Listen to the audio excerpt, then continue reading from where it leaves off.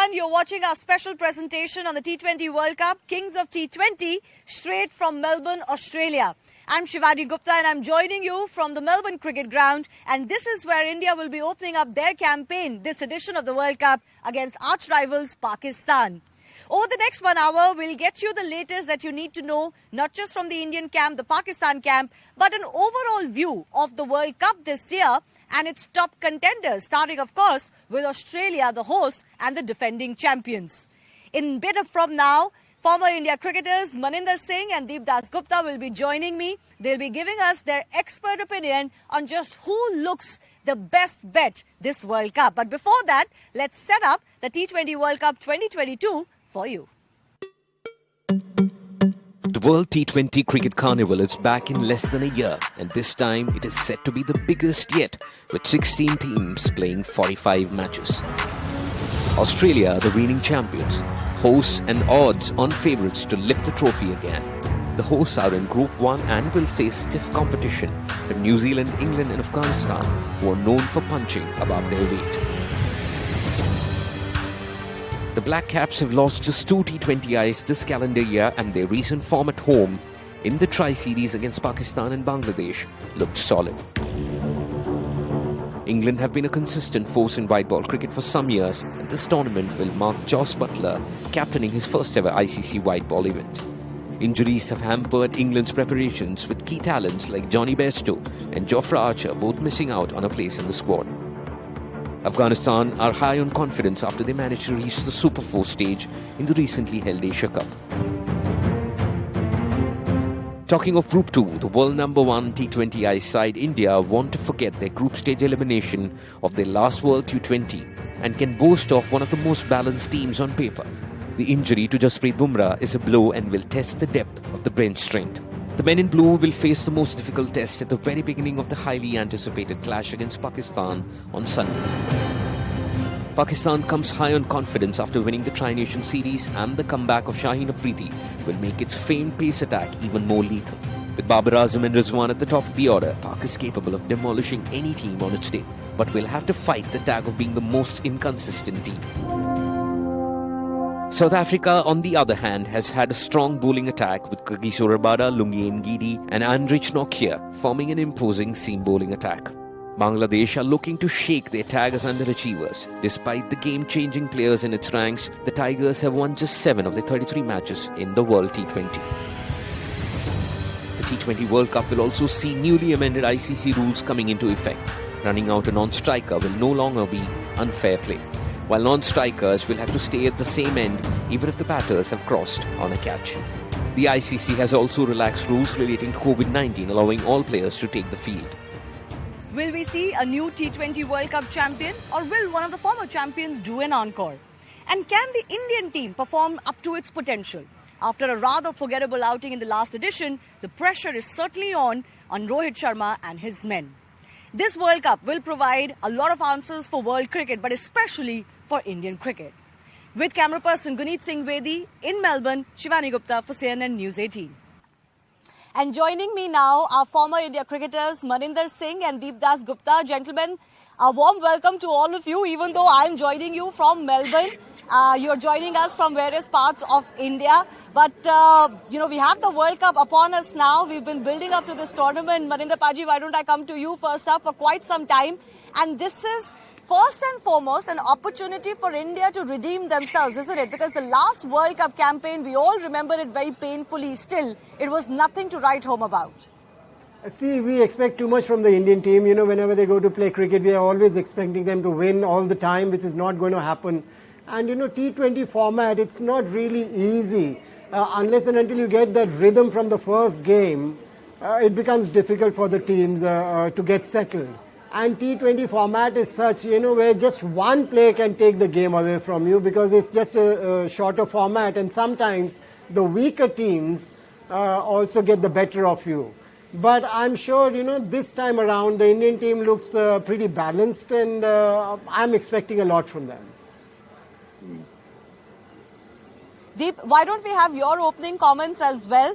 India is definitely starting as one of the favourites. But do you believe that in this World Cup, as Manipaji is saying, it's the shortest format of the game, it's a T20 World Cup, you never know what's going to happen. And there are almost 6-7 teams that will feel that they are contenders for the title.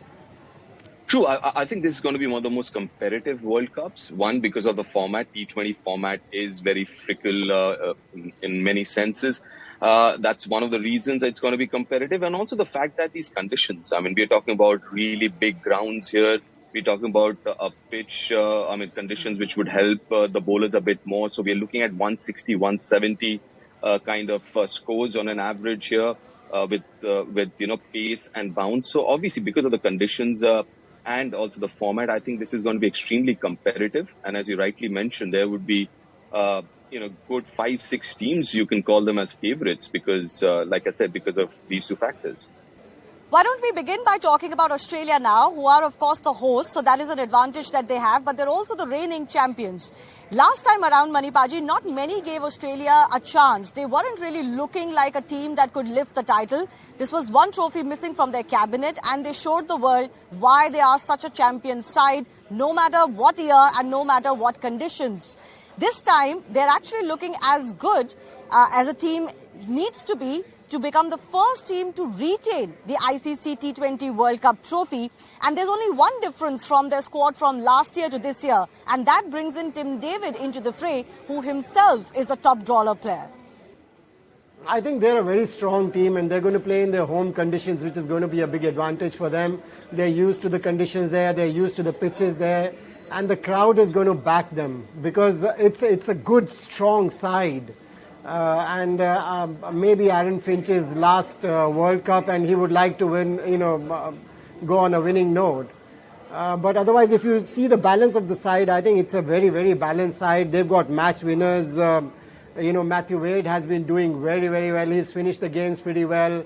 Aaron Finch, as I said earlier, he's going to give his more than 100%.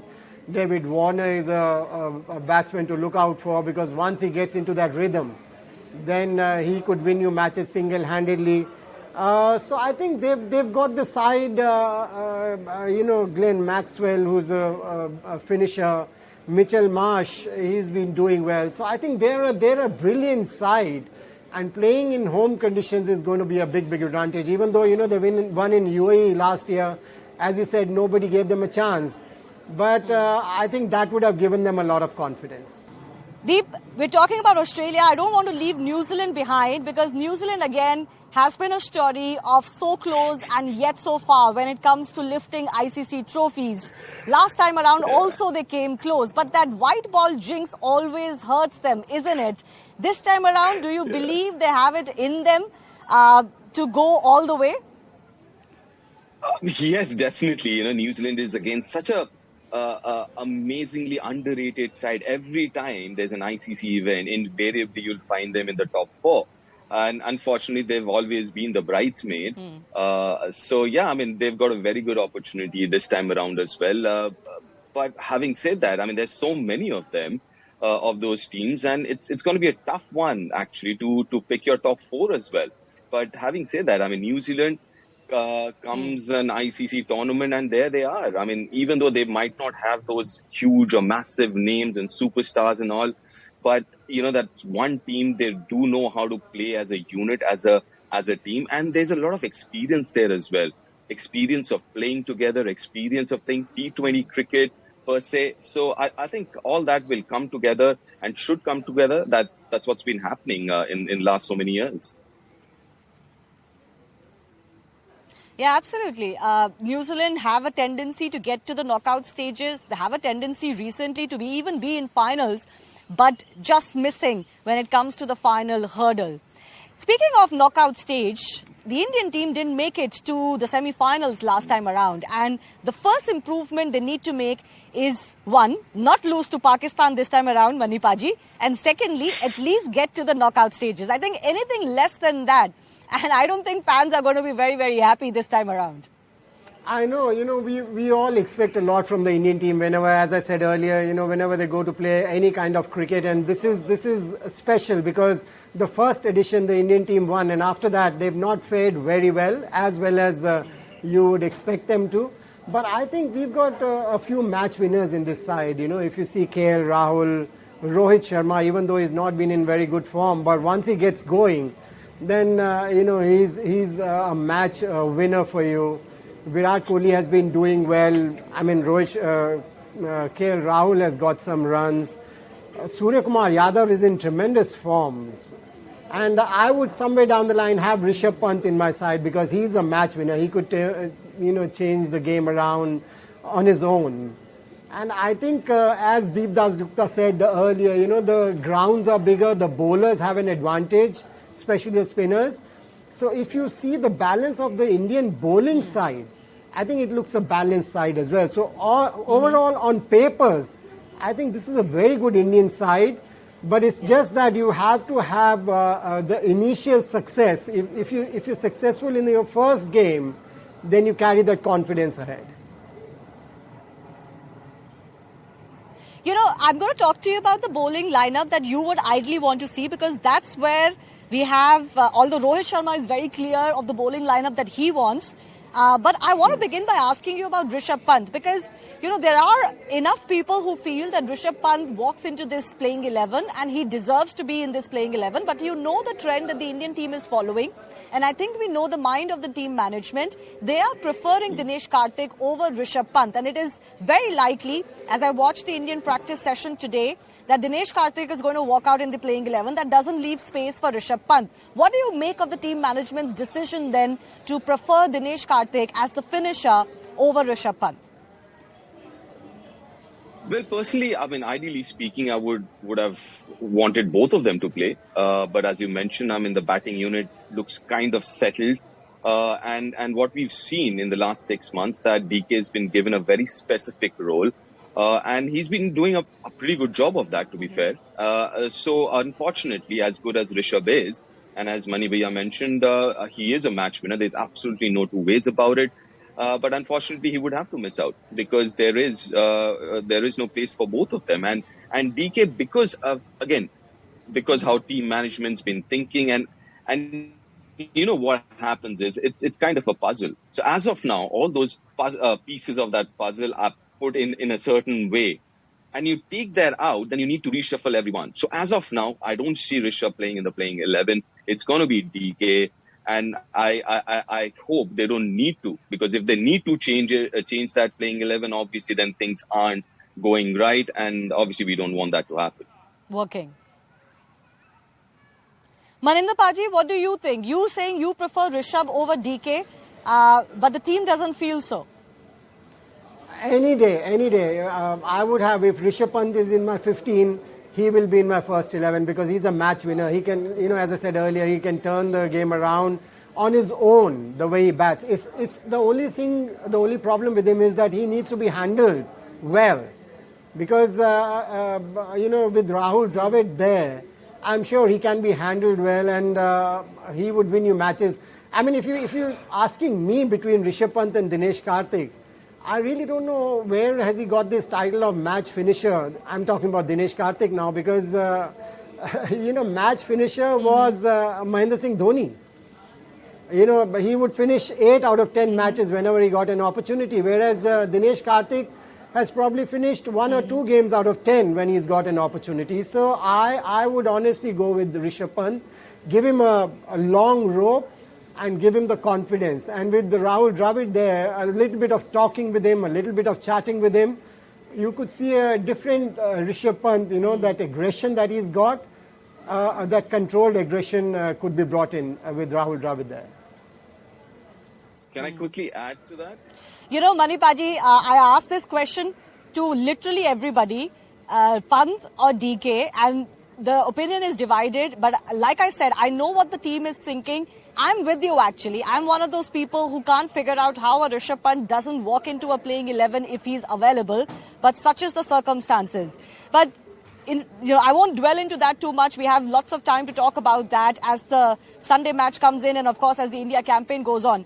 But I want to ask you, Maninder Paji, about your bowling lineup as well. Now, here is where there could be many permutations and combinations. I'm guessing you would feel Akshar Patel is very much there in the bowling lineup. Other than him, we've seen India preferring Harshal Patel, Chahal, and then there's Bhuvi and there's Arshdeep. Do you think these 5 plus a Hardik Pandya is the perfect bowling lineup for us, or would you change it?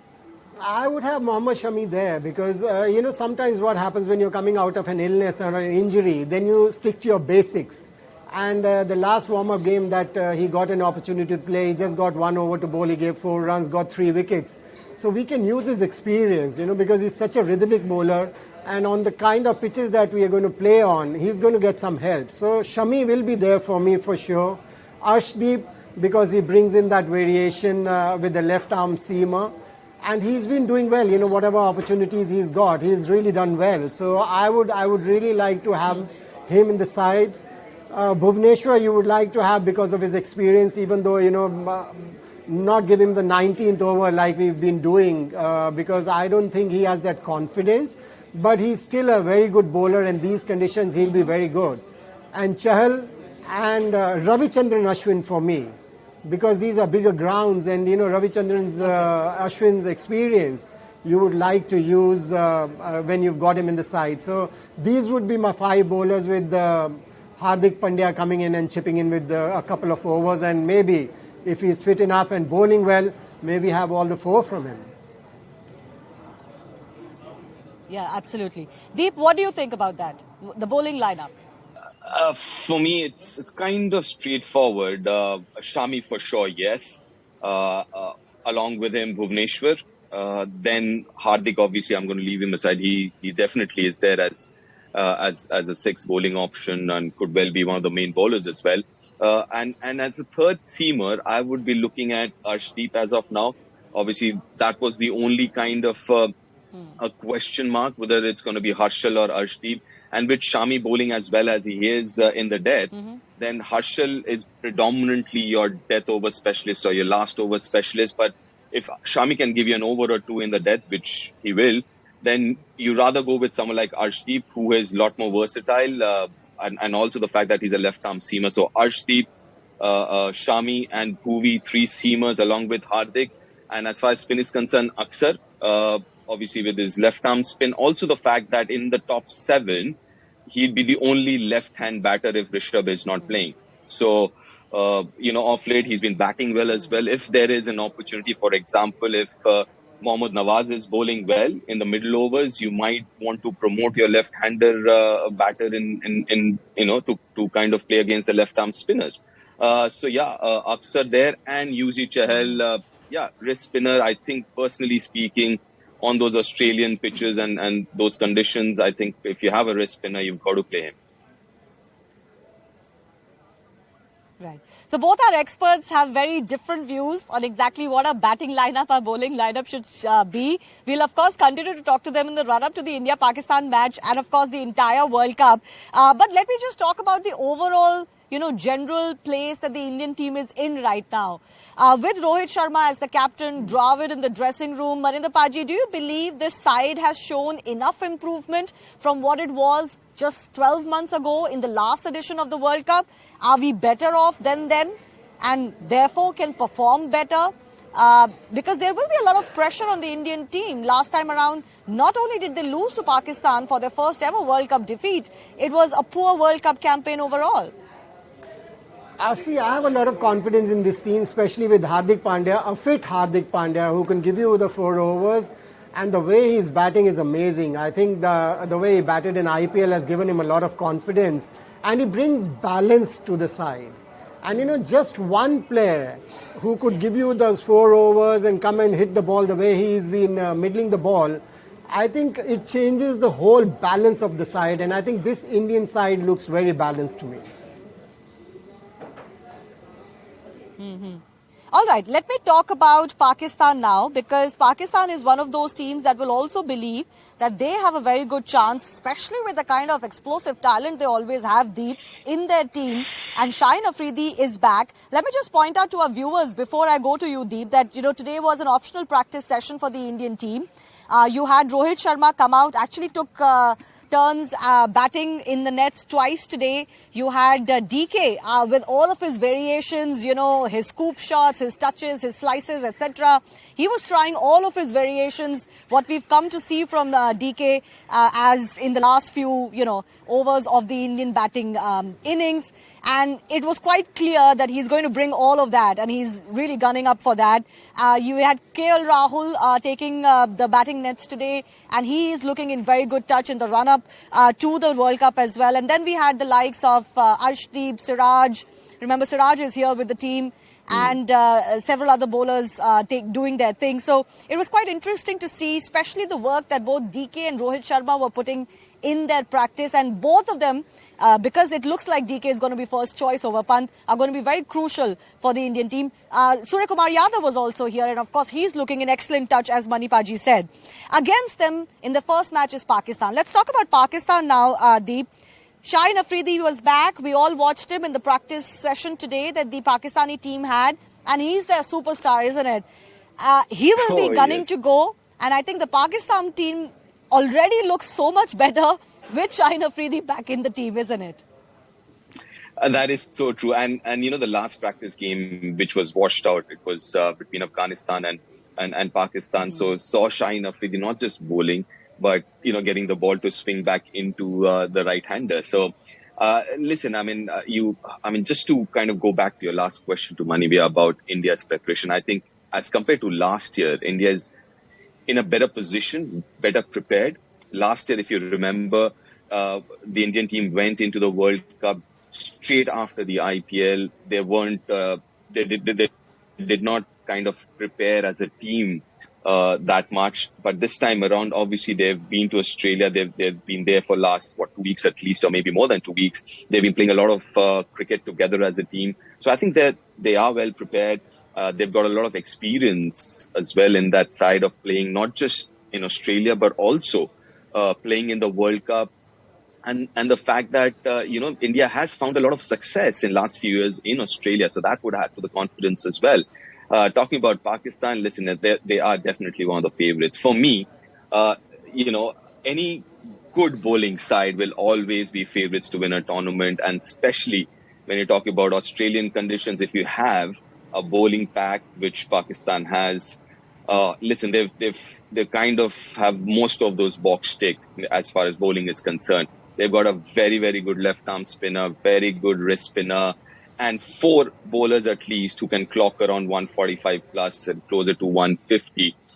And that is quite a handful, let me tell you that. And that's one of the reasons, and maybe the main reason, why I'd say Pakistan would be one of the favorites to win this World Cup. Well, you're talking about their bowling. Manipaji, their batting is not bad either, isn't it? They've got some of the top batsmen in the format and all of them looking in great touch. The only problem, in fact, for them is that they depend a little bit too much on their top 3 in their batting lineup. Well, that's what happened with India for a long time. They were depending on the top 3 and they were doing very well, especially in 20 overs cricket or one-day internationals, white ball cricket. If your top 3 are doing well, then you've done half the job, because I've always believed, that in your top 3, if you have one big partnership in white ball cricket, you've done the job. So I think Pakistanis will depend a lot on their captain Babar Azam, the way he's been batting and handling the team, and stays calm, which is very important, because for a captain to stay calm is very, very important, and get the team to work around him is also very important. So top 3, if they do the job in 20 overs format, I think it's good enough for the team. Yeah, you're right, because the way Rizwan bats, if he stays along, then it's chances that he would take the match away from the other team anyway. So you need to get the wickets at the top order for Pakistan, and you need to ensure that you don't give your top order wickets. In fact, I remember seeing Pakistani batsmen today batting deep with the tile in the middle of the pitch. I think they were preparing for some of the bounces that surprised them from Hardik Pandya last time around India and Pakistan played in the Asia Cup. A word on that? Do you think the Indian bowling lineup can upset the Pakistani top order? Oh yeah, definitely yes. I mean, listen, there's no two ways about it. Especially with Shami being around, and Shami has this ability to, bowl these unplayable deliveries, no matter how good the opposition are or what kind of form they are in. Mohammad Shami, I mean, he's very very special, and we've seen that over years now. So yes, we have that ability. Not just Mohammad Shami, even Bhuvi, if he gets the ball to move around a bit, Arshdeep, he's in good nick. Hardik, he's a very, very sharp thinker of the game as well. And let's not forget, the short pitch would be Yes. very important because of the ground dimension. Obviously, size of the boundaries, the pitch itself, and Hardik bowls a very, very mean bouncer. Let's not forget, Shami's bouncer is so underrated. He's got this skiddy bouncer which does not bounce as much, but skids through. And I mean, listen, we've let's not underestimate our bowling. I know our bowling hasn't done that well, but I have a very strong feeling this bowling unit, Yeah. even though we are missing Jasprit Bumrah, which is a huge miss, undoubtedly, but I still think we've got enough firepower to, get the best batters in the world out. All right. I'll talk about a couple of other teams that could be contenders for this World Cup because, we could talk all day about the India-Pakistan match coming up and we have a couple of days left still to do that. So do join us tomorrow as well as Baninder Paji, Deep and I. We all build up specifically to the India-Pakistan blockbuster clash on Sunday. And speaking of that clash, before I move on to some of the other teams, let me reassure our fans that yes, there's a forecast of rain. Right now, it is slightly overcast, but through the day, yesterday and today, the sun was shining in Melbourne. There is a 99% chance of rain on Saturday, and there's an over 85% chance of rain still on Sunday. But it is a 3.5-hour match. We're hoping the rain precedes the match, and then, of course, the ground facilities will be up and ready to go by the time it is match time. But the forecast is indeed for rain or showers in the evening. So we all have our fingers crossed. But we do feel confident enough that the match is not going to be washed. Maybe it could be a truncated match if it is indeed, raining quite a bit on Sunday. But fingers crossed that it won't rain on Sunday and certainly not a lot during match time. Let me take final comments from our guests for this evening on a couple of other teams. Maninder Paji, what do you make of England? Do you believe England in the run-up has looked good enough to win an ICC World Cup trophy? They are my favourites actually to win this T20 World Cup because they've got such a balanced side, so many all-rounders in the side, in Ben Stokes, Livingstone, Jordan can hit the ball big time, Sam Curran, Moeen Ali. So I think they're a good balanced side who are going to be my favourites for this T20 World Cup. You don't feel like their bowling could be a little bit iffy? See, it's again comes to how you catch a rhythm, how you get into the games, and I think they have enough firepower as far as the bowling is concerned as well. They've got enough variations in their bowling lineup, and I'm sure they would be pretty confident because if you want two spinners, Adil Rashid, the leg spinner, has done well, with white ball. Moeen Ali, he's a handful of a bowler and a batsman. And they've got good fast bowlers, who know how to bowl in T20 cricket. So overall, if you see their batting lineup, brilliant. If you see their bowling lineup, brilliant. And they've been fielding well. And they've been winning under Josh Butler. So I think that makes a lot of difference as well. All right. Let me also talk about South Africa. Now, South Africa is indeed in India's group. Now, we saw what happened to South Africa last time around Deep Das Gupta. They won 4 out of their 5 matches and yet couldn't make it to the knockouts. That just gives you an indication of, even winning 4 out of 5 matches in your group sometimes cannot be enough. And this time around, you've got India, Pakistan, South Africa in this group. There's Bangladesh and, of course, Netherlands who have qualified. So this is also a pretty difficult group, isn't it? What do you make of South Africa's chances? And especially, do you believe that, India is better than South Africa at this stage? Because we're going to be clashing up, in a couple of matches after the Pakistan one.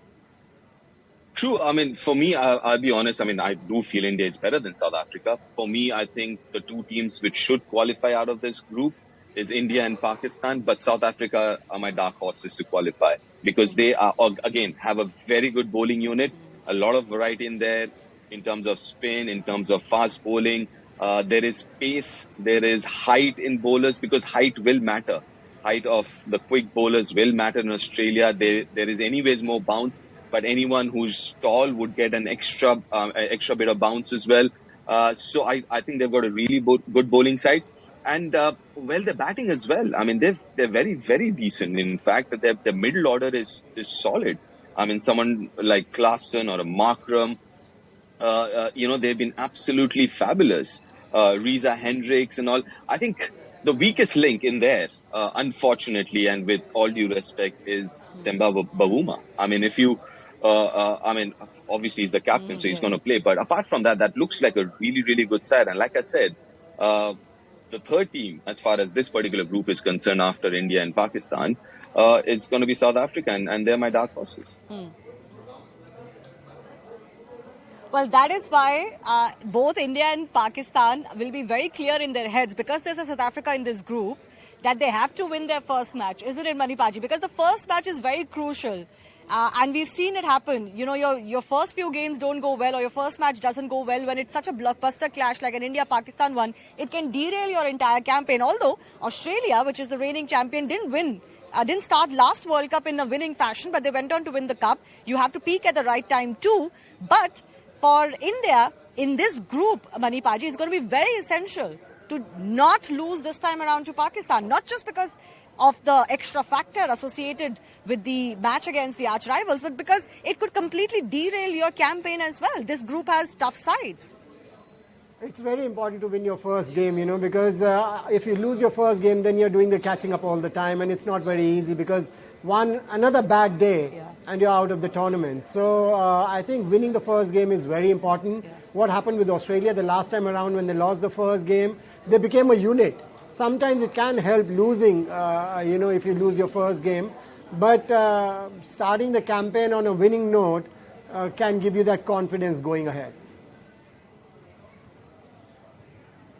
Let me also take a final comment about Rohit Sharma, the Indian captain. Deep, what do you make of Rohit Sharma and his captaincy? We've seen enough of it now.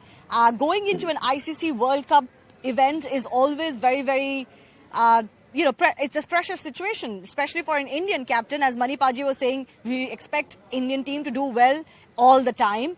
What have you made of his captaincy? Of course, we've seen enough of it as Mumbai Indians captain. He's been very successful. But as the Indian team captain, the way he's handled the team, the way he's handled himself, are there any chinks in his armor or any grey areas right now? How would you rate it? I think he's an extremely good captain. I mean, like you've rightly mentioned, we've seen enough of Rohit Sharma, the captain, over the years, whether it's for Mumbai Indians or even for India for that matter. Obviously, last 1 year or even before that, every time he's captained India, he's done a fabulous job. And he's got a good side. And this is a side that he's been working on for last 1 year. This is the style of cricket that the team's been working on for last 1 year. And what I also really like about Rohit Sharma's captaincy in last 1 year and how the team has kind of approached T20 cricket, because yes, getting those big runs are important, but we've started talking about impact more than just sheer numbers here. Impact of a score. And you see that in this team. You see the change in approach. Yes, just straight after the World Cup, there was this a little bit of time where it was, they wanted to play with a different approach and they wanted to be very aggressive, at times maybe over-aggressive. But I think they've been able to fine-tune that approach in the last few months. And I think he's done a fabulous job, obviously, along with Rahul Dravid and his team of support staff, to kind of be in a really good place. And I think winning or playing well, not just winning, just playing well in those warm-up games, or the only official warm-up game that India played, I think that would also add to that confidence. And also the fact that you've been winning a lot of these T20 bilateral series would add and give you confidence that your approach or the kind of mindset or kind of cricket or brand of cricket that you want to play has been successful. So India would be going in there with a lot of confidence and obviously a lot of quality as well. You know, it just strikes me just now that we haven't really even spoken about Virat Kohli too much. Just a year ago, it was all about Virat Kohli as the Indian captain in all formats. And of course, one of the best batsmen, the greatest batsman, one of the greatest batsmen of all time. It just shows you how much has changed in Indian cricket in the last 12 months.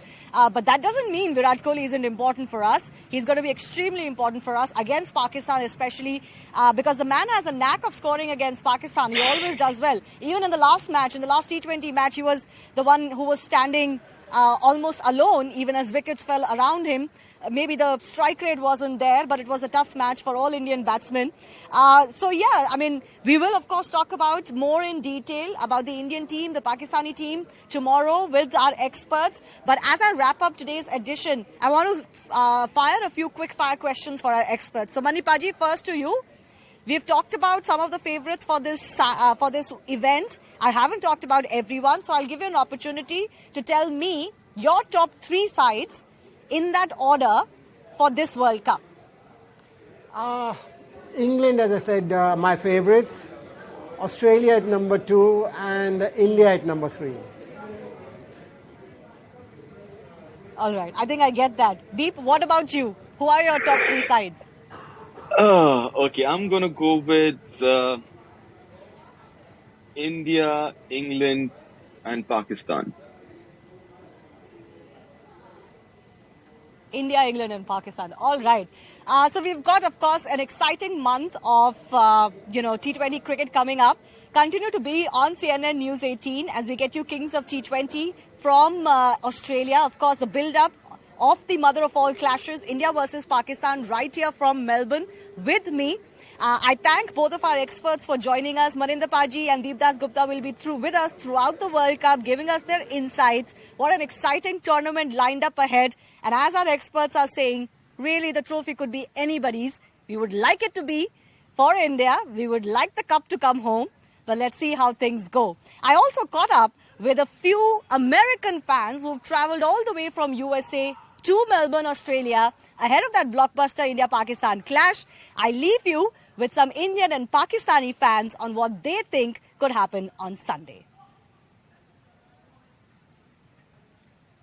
Of the mother of all clashes, India versus Pakistan, I'm joined by a very unique group of Indian and Pakistani fans who've come all the way from Texas in USA. Let's talk to these gentlemen who are here. You can clearly see that a lot of them are the India fans. Can I have a cheer from you?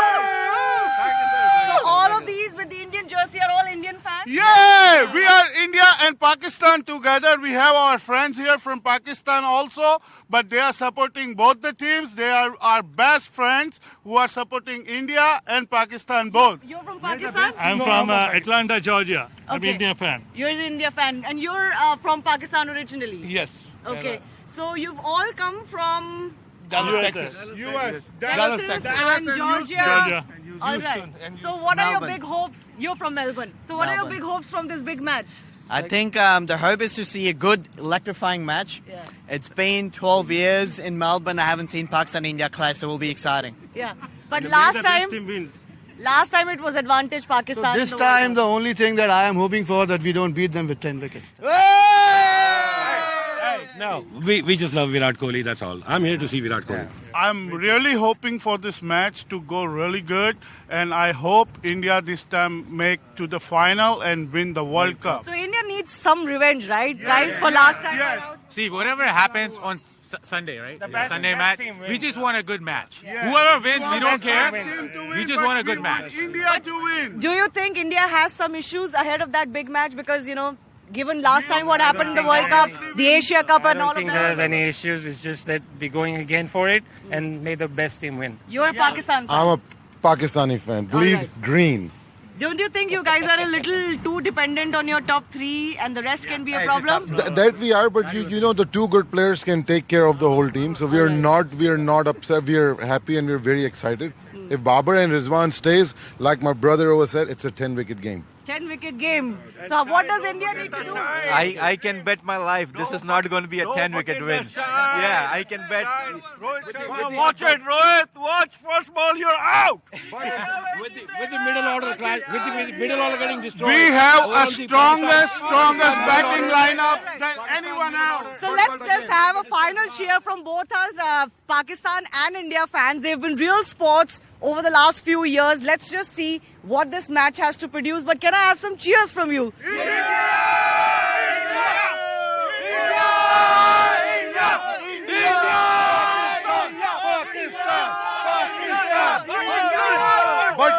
But at the end, we're all hoping for a good cricket game.